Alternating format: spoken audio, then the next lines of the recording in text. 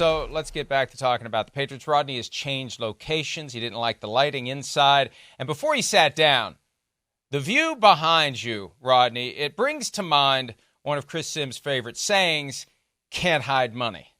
Yeah, that means a lot coming from you, Mr. 9 Acres. Hey, you can get 9 acres in West Virginia for a bag of corn and a mule. So it's a different cost of living up here.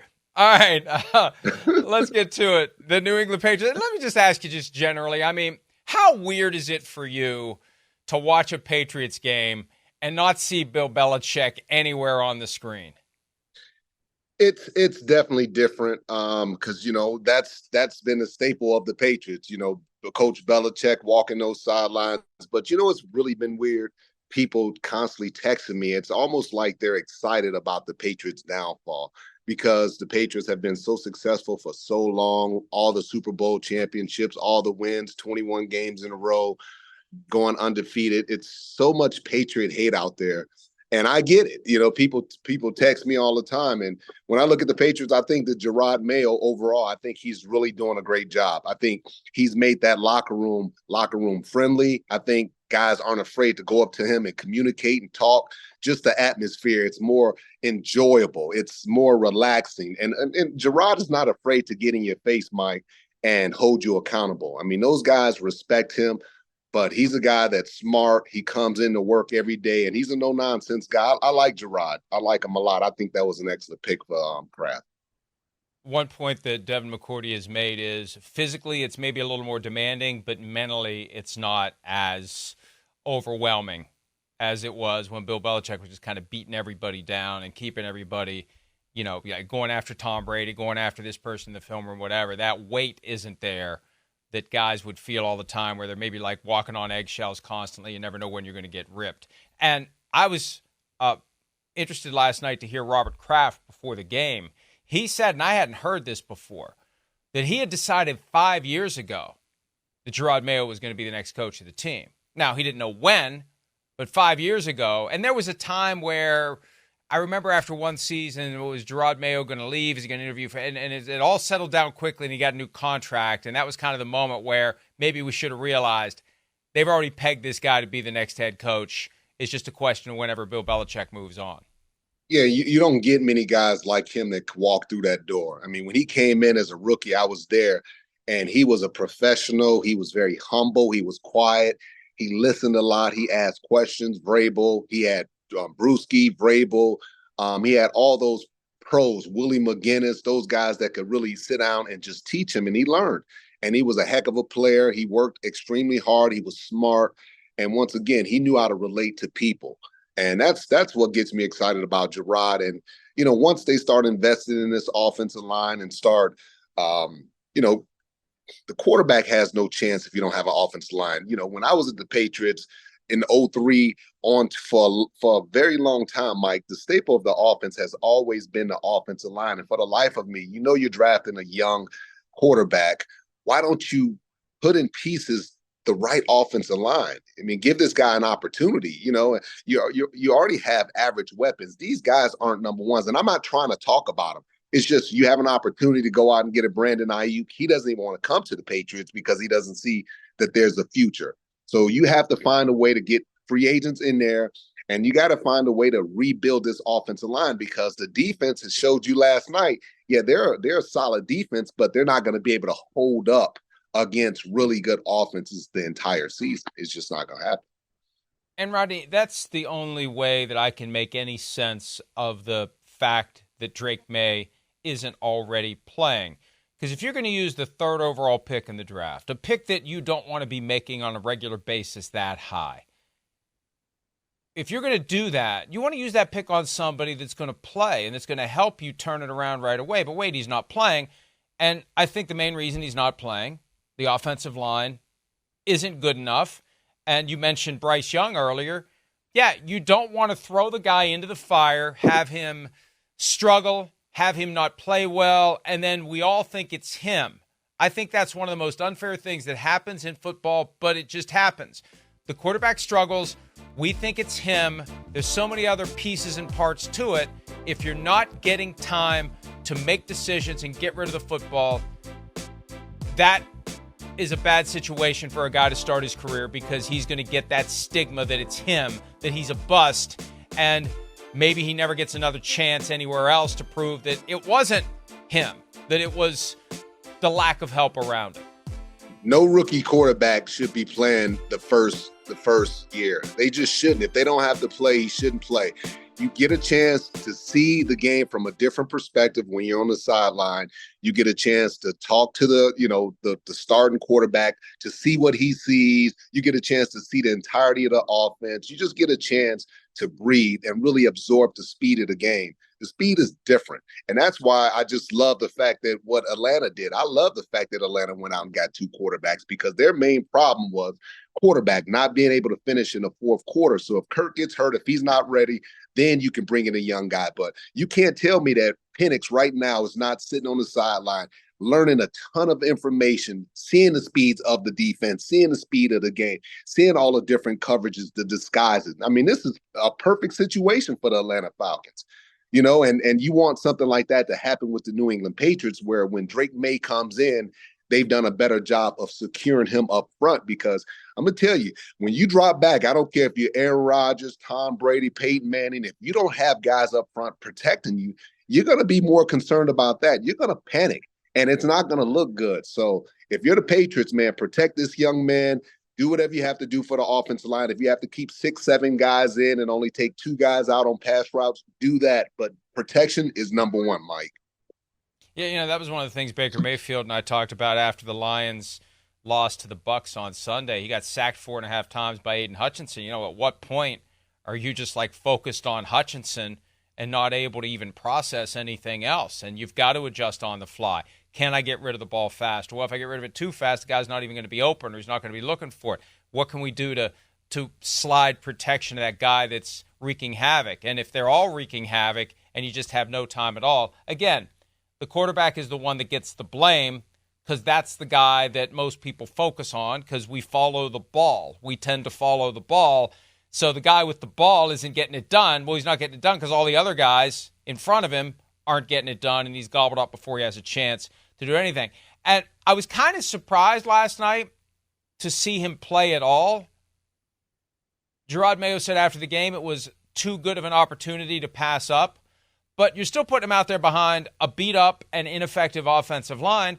The Jets did not call off the Dogs. They wanted to keep that score 24-3. And it's like they just treated it like a little preseason exhibition drive. They weren't trying to score. They didn't use their timeouts. They got the ball down near the goal line. They didn't call a timeout to try to take a shot to the end zone. I was surprised that they didn't at least try to cap his initial drive with a touchdown. It's like, we got some plays to run. Let's just run them with the rookie so he can get a little experience running plays. It was just a weird kind of a vibe when he came in. Well, it was a different type of vibe when I was watching the Patriots play. It seemed like they were still tired from their game on Sunday. It just didn't seem like they came out with a lot of fire, a lot of intensity. It was like they were going through the emotions. And that's what I noticed. And, when the young kid gets in, obviously, he's that's not a great situation for him to be in. But if you can put him in that game situation where he can go and he can see, okay, there's Quentin Williams, there's Quincy Williams, there's Sauce, there's this guy, there's that guy. Now he's in real live game action. He gets a chance to experience it for a few plays. And, of course, he didn't get injured and he was able to come back out. But, you look at the Patriots, man, they just don't have a ton of talent. You start thinking about they're not paying up, anybody $50 million a year at the quarterback position. You got to go out and get talent. That's the thing that wins football games. Yeah, Jerod Mayo is a good coach, but he would be a better coach if he had better talent. You mentioned something that I hadn't thought of, the Patriots being tired. Remember, it's been 7 or 8 years ago, they reduced overtime from 15 minutes to 10 minutes. And the big reason they did it, it was in the aftermath of, I think the Buccaneers played a game almost all the way through to the end of overtime against the Raiders, I think it was. They had a Thursday night game after that against the Falcons, and they just got blown off the field. And the NFL at the time was very invested in making Thursday night football work. And one of the criticisms is, hey, you're expecting teams to turn around and play on Thursday when they just played on Sunday. The Patriots played 5 minutes and 19 seconds of overtime on Sunday against the Seahawks. Now, half of an overtime period on top of that game, turn it around and play on the road on Thursday night. Maybe that's why they were tired. Maybe, sometimes the explanations for things are fairly obvious. They went to overtime, played more than half of it, hard-fought game, tried to beat the Seahawks, and maybe they didn't have enough left when it was time to go play. That's exactly what it looked like, Mike. I think you're spot on. I mean, you go and you play a tough physical game versus Seattle, and you have to come back and travel and all the media scrutiny. You're asking questions. You really feel like you didn't get a time to recover, not just physically, but emotionally, mentally. And now you got to go on a road. It's a high-profile game, nationally televised game. And I just didn't think they had the maturity and really the players to be able to make that quick turnaround. You got to have really good players, and good players aren't just the guys that can go out and make plays. It's mentally too. You got to have guys that are strong, mentally willed, that can play on Sunday and still have that same excitement throughout the week in practice and meetings, and try to bring joy on Thursday when you get a chance to play. It used to be Thanksgiving was the only time we saw the Sunday-Thursday turnaround, and there would be one Thursday night game around the time of the World Series because the NFL didn't want to compete with the World Series. It's funny, there was a time the NFL actually worried about baseball or the World Series. But then 2006, it became back into the season, Thursday night. After you retired, it became basically every week. How many times did you have to do the Sunday to Thursday turnaround? And I know players are all over the place. Oh, they like the mini buy on the back end, but it's got to be a lot, especially the way a guy like you played. It's got to be a lot to get yourself ready to go with only Monday, Tuesday, Wednesday between games. I'll say this. Those guys didn't experience training camp the way we experienced training camp. Back when I played, we were hitting every single day. And even if we had pads on in the morning and had shoulder pads on in the evening, we still hit in the morning. So it was always that physical element. And that's the biggest difference. And that's why I say teams are making huge mistakes when you don't play in the preseason, because when you don't play 2 or 3 games in the preseason, now the first month of the season is basically your preseason. You're trying to get in shape. And that's what happened to the Jets last week. I went back and I watched last night the Jets and the 49ers. And the Jets were getting blown off the ball defensively because they weren't in shape. You look at Quinnen Williams, who I have so much respect for. The very first play of the game, he gets double teamed. He gets flat put on his back, and then he comes back and he has a decent game. But they were tired, man. And that's a big point that no one's talking about. These guys, they're not in shape. This is only the 3rd week of the season. The first month of the season right now is being used to work out a lot of those wrinkles, Mike. And that's one thing Chris Sims was focused on as the season began. How do the teams fare that did play their starters in the preseason, and how do the teams look that didn't? Because for those teams, the first month of the regular season is basically the preseason. Absolutely. And that's the thing that, our coaches would always push us, and we would beg to get in the game. Hey, coach, I know you said 2 series. Can we get another series? We need that. We need to get our breathing now. We need to get the speed. We need to get our communication up. And now guys are like, don't want to play preseason. Guys are sitting back like, coach, I'm chilling. I don't want to play preseason. I don't want to get hurt. But for me, I never had that mindset. I always felt like it was a direct preparation for me to get ready for the season. And all our players felt like that. And it was an opportunity to get reps to show not only, your team, but other teams what you can do. I don't understand when guys, I'm begging, like, man, please give me an opportunity to go out there and play in preseason, coach. And I do need to just add a little caveat, a little extra to what you said earlier about when you played for the Patriots, we hit in pads in the morning, we hit in pads in the afternoon. Some of you guys, I think, were hitting when it was walkthroughs. Somebody might have been hitting anybody any chance they got, maybe in the meeting room when a guy wasn't expecting it. I've heard the stories. Sometimes you just got to bring that physical element no matter where you're at. You got to set the tone, Mike.